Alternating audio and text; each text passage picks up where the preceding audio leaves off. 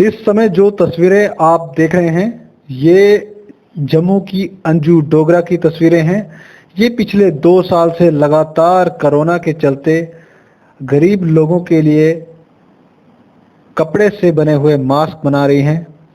पिछले साल भी इन्होंने बहुत से मास्क बनाकर आम गरीब जनता में बांटे और इस बार भी जब सेकंड लहर आई कोरोना की, इस बार भी इन्होंने तकरीबन 5,000 मास्क बनाकर गरीब लोगों को इन्होंने दिए।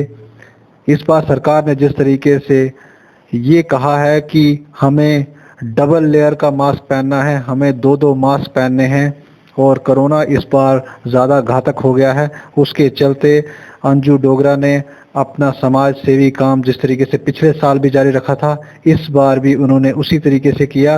और उनका कहना है कि जब तक कोरोना की पैंडेमिक चल रही है तब तक ये गरीब लोगों के लिए इसी तरीके से मुफ्त सेवा करती रहेंगी। जी, क्या सोचकर दूसरी बार आप लोगों ने ये इनिशिएटिव लिया मास्क बनाने का? किस तरीके से आपके दिमाग में आया? क्योंकि इस बार तो हमारे देश में काफ़ी मात्रा में मास्क हैं, तो आपने क्या सोचकर ये शुरू किया? देखिए, जब पहले ये कोरोना शुरू हुआ था तो तब मास्क की बहुत ज़रूरत थी, तो हमें बोला जाता था, लोगों को अपील की जाती थी कि जो घर में बहनें हैं वो मास्क बनाएं। तो तब मैंने इसको इनिशिएटिव लिया, शुरू किया। तो मेरे साथ 15 से 20 तक भाई बहन जुड़ गए जो मुझे मास्क बनाकर देते थे। फिर जब लोगों को पता चला तो उन्होंने कपड़ा भी प्रोवाइड करना शुरू कर दिया। पहले से मैं अपने से लेती थी, जैसे सामान उन बहनों को देती थी, वो मुझे मास्क बना के देते थे, फिर लोगों में बांटते थे। अब जब ये दूसरी लहर आई कोरोना की तो मास्क तो बहुत है हमारे देश में, मगर बोला जाता है कि 2 मास्क पहनो, डबल मास्क। मगर कुछ हमारे परिवार ऐसे हैं जो एक मास्क भी लेना उनके लिए मुश्किल होता है, और जो बाज़ार से मास्क आते हैं वो बार बार यूज़ नहीं होते हैं। एक बार यूज़ करो, 2 बार करो, उनको फेंकना पड़ता है। तो कुछ लोग, बहुत सारे ऐसा गरीब लोग हैं जो ऐसे बार बार मास्क नहीं खरीद सकते। तो मैंने सोचा कि क्यों ना आप घर में फ्री बैठे होते हैं तो फिर से एक बार ये काम किया जाए।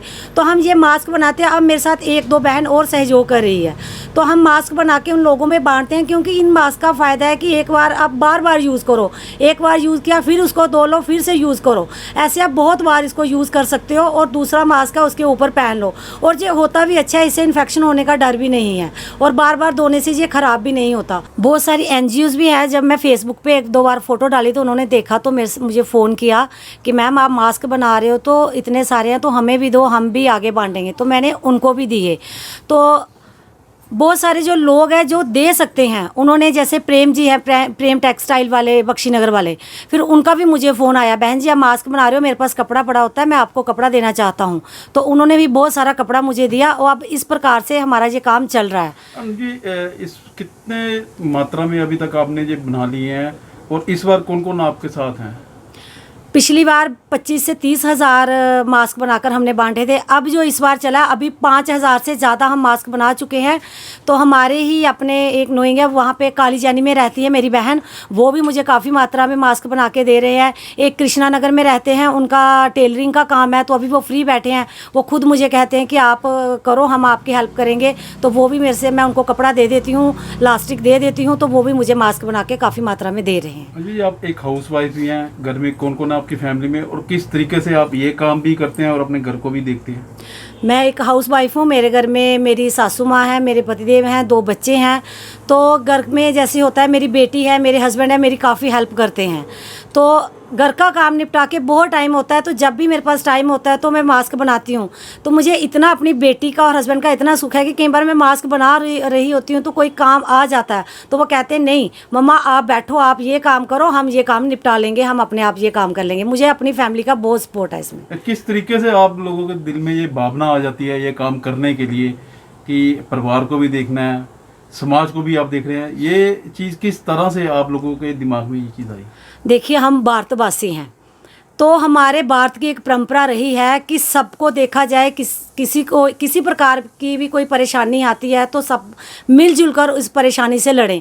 तो एक मैं भाजपा की कार्यकर्ता भी हूँ, तो हमारे संगठन में भी यही सिखाया जाता है कि सेवा कार्य करें, सेवा ही संगठन है, नर सेवा नारायण सेवा, ये हमारे स्लोगन है।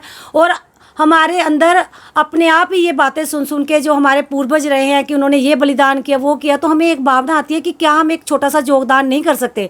आज हमारे देश पे इतनी बड़ी विपदा आई है तो चलो छोटा सा एक योगदान अपनी तरफ से जितना हो सकता है उतना किया जाए।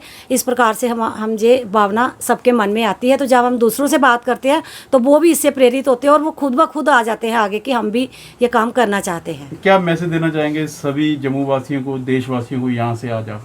मैं यही कहना चाहूँ कि ये जो विपदा आई है इससे हमारी जो गवर्नमेंट है, हमारी जो केंद्र में प्रधानमंत्री जी बहुत भली भांति से इसका मुकाबला कर रहे हैं, अच्छी तरह से इसको हैंडल कर रहे हैं।